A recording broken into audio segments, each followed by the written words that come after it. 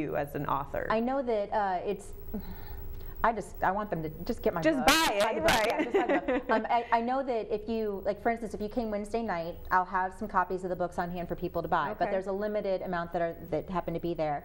It's technical stuff. It's like booky things. Right, so I'll go ahead and fill you in. If you buy it from me, that means that there's no record in the digital world, in the print world, of my actually having sold the book. Okay. So I have record of it, but it isn't reported anywhere. So if you buy it from a bookstore or from my publisher's website or from Amazon, there's a record of that. So that's helpful in terms of book sales. Right. So it looks good. Now I don't get as much profit, but that's just the nature of the industry, and that's perfectly fine. You know what? I don't care how people get the book. I just care that they read it and they enjoy it. That's in their hands. That it's in their hands. So where is it beneficial? It would depend on whether what an author wants, what they would prefer. Do you want to have a digital footprint of what you're doing? Do you want to have that one-on-one thing where I've actually talked to you and sold it? Do I want that increased profit margin? I mean, you don't write because of the making the big bucks. No, you really don't. I'm compelled to write, and that's a disturbing thing in itself. But it's something that I have to do, and so I'm going to write anyway. But I just want people to be able to share with the story. There's nothing more exciting than coming across somebody who loves your characters and knows your characters. It feels like you have met an old friend, even if you don't know someone. Right. Yeah, so funny story though. So I flew to North Carolina right after school was out, and the day before I left, the books arrived in the box. And so I went to visit my friend Laura, and her daughter Hannah is a teenager, quintessential, and she had read the first 2 books before I got there, and I happened to have the third with me. Well, she took off with this book. Okay, so it was beautiful, and she's like, "So tell me," and constantly coming back. So when this happens, I'm at the part where this happens, and so she kept asking me questions and telling me where she was and what she was thinking. And then I had to go away with some more friends, and I was in the mountains for a couple of days. And I told Hannah though, I'm like, if you have any questions, I'm like, this is so delightful for me. You have no idea how much I love hanging out with you right now. But if you have any comments or questions, just send me a text message, and we can kind of, we'll go back and forth. Well, there was no Wi-Fi or internet connection or anything like that, so I didn't get any messages. And when I got into Asheville the next day, my phone blew up. There were like 35 text messages from this girl, and it all caps and like, "Oh, how could you?" Right. Like, what about him? And like, oh, it was so great. It was just, I just wish I had that one-on-one with all of the readers so that I would know what they're experiencing and what works and what doesn't, because writing is so isolating. You just don't know what's going to register and what isn't, and when it does, it just, I don't know. I can't think of anything that's like that. It's just an amazing experience. Well, what a neat experience for her, too. I mean, what reader wouldn't love to have that connection with the author?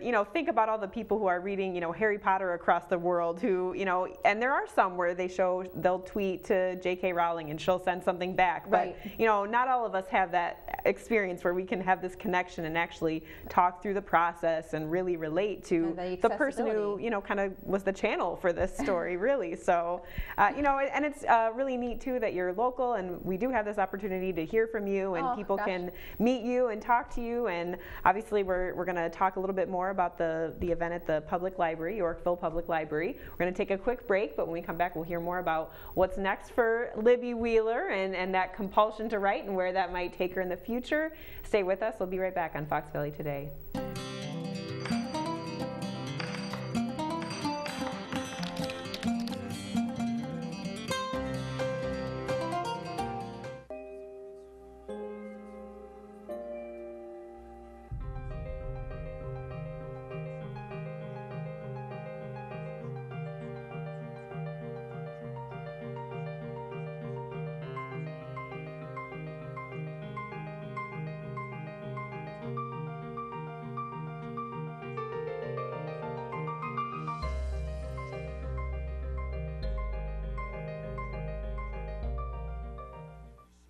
Help my daughter with her reading. Searching for help with Dachshund breeding. No. Let me try. Sarah's bright, but when she's reading, she has trouble sounding out words. Playing world music. What? I give up. Wait, I was trying to show you how Sarah feels every day. Frustrating, isn't it? Redirecting to understood.org. Join parents and experts at understood.org, a free online resource about learning and attention issues to help your child thrive. So you see, son, good manners are important. Should I go through it again? Yes. Yes, please. Yes, please. Exactly. Always say please, thank you, you're welcome, excuse me, sit up straight, hold doors open for ladies. If the door's locked, knock first. Don't burp, don't swear, don't stare, don't use bad language, or talk with your mouth full. Keep your elbows off the table. What table? Don't interrupt. Cover your mouth when you cough or sneeze. On the bus, give your seat up to anybody who has trouble standing. Bottom line, treat others the way you want to be treated. Got it? Got it. Good talk. Most parenting is hard to do in just 2 minutes. But 2 minutes twice a day making sure they brush is easier, and it could help save them from a lifetime of tooth pain. Water. For many in Kenya, Africa, water is a scarce commodity. Families are at the mercy of rainfall to collect water for drinking, bathing, and cooking. And the rains come only a few times a year. But thanks to Child Fund International, river water is now being channeled to collection points where it's cleaned and made easily available at a series of pump stations. Child Fund International, disrupting poverty.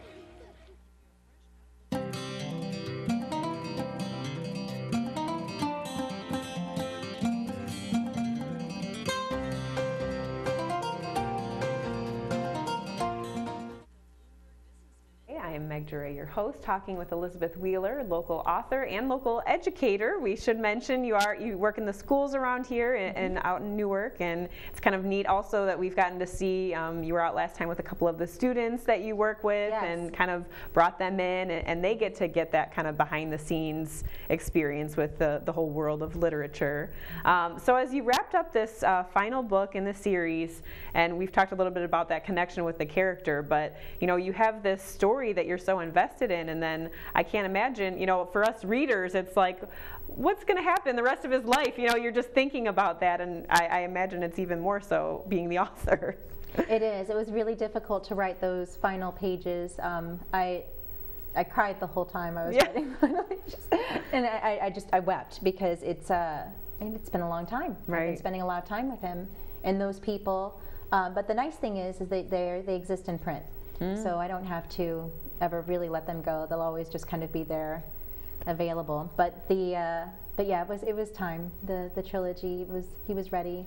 So, but oh gosh, it was miserable for me. And then getting the box in that mail, that last box of the books, I didn't open it right away because I just had the sense of like, okay, this is it. You knew, right? This is it. This is the last time I'm opening a box, and that Asher will be here, and that this will be.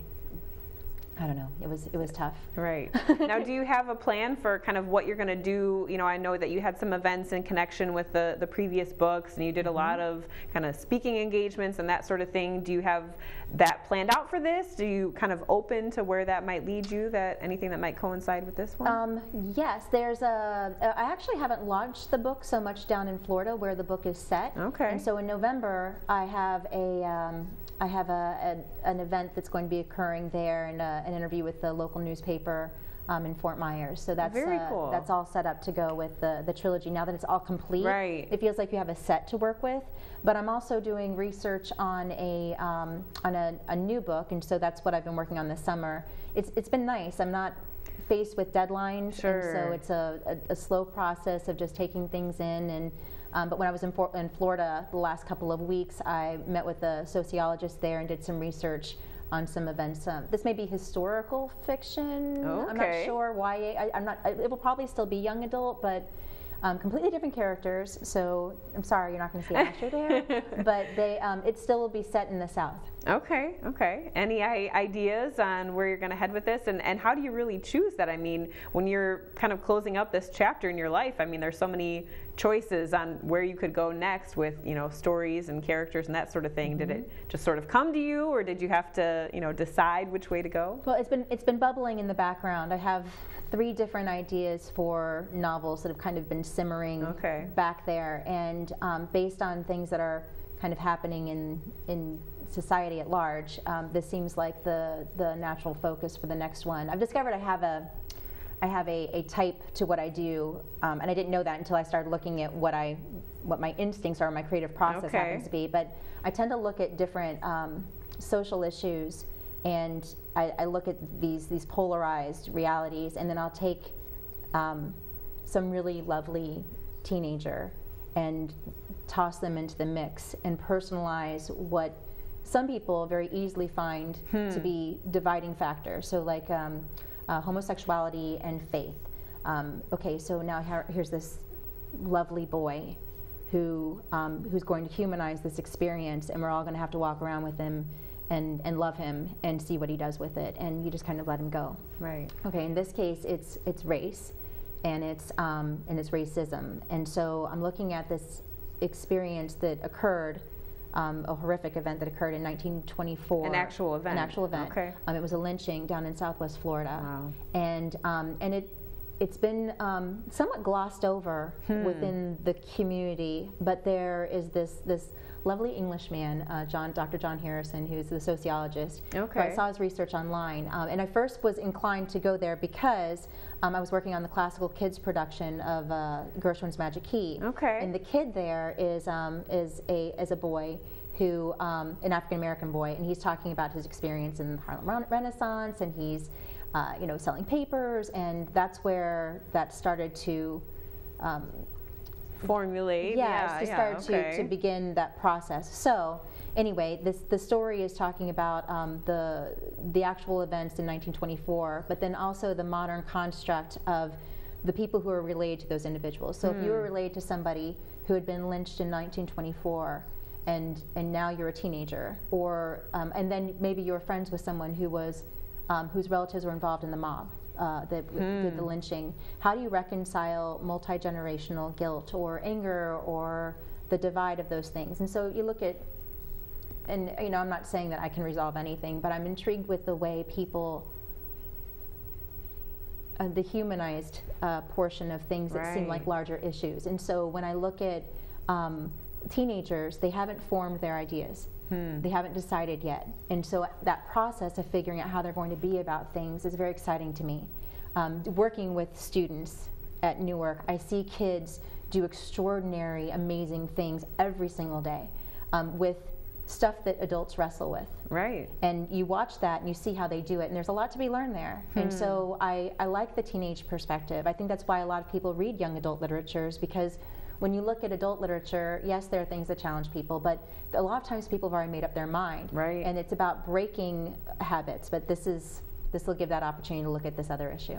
Well, that's very exciting. And this is, again, something that's just kind of in those beginning stages. Very beginning stages. And we're going to be definitely looking forward to seeing where that goes. You did mention the Gershwin's, the production there, and you were at the Kennedy Center for that? Yeah, we went to the Kennedy Maybe a little wrap-up for that real quick. Yes, it premiered at the Kennedy Center in April, and my mom and I were there for that. And we went to the two shows that they had on that Sunday, and it was really cool. And I was sitting there, and there was a guy sitting next to me, and they started up a conversation with us, and then the guy's like, "I recognized you from the program." Ah, nice. Kidding me? It was so funny. I'm like, "Oh my gosh, Mom, I'm recognized from the program." Right.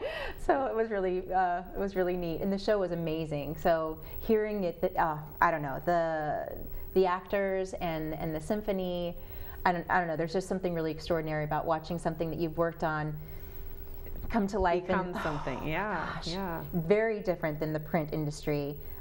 Both are equally exciting, but very, very, overwhelming in terms of that experience and working and collaborating with those people. Right. So.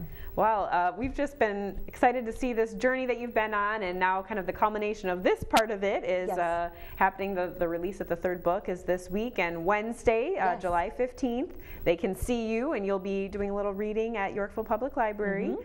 Some limited copies available, so get online, order the book, or maybe you can show buy up one from there. They're $10. So all right, awesome. Well, again, Elizabeth Wheeler, thanks so much for coming out, and congratulations, and best of luck, really, with everything that's coming in the future. Thank you very much. All right. Well, thanks for joining us on Fox Valley Today.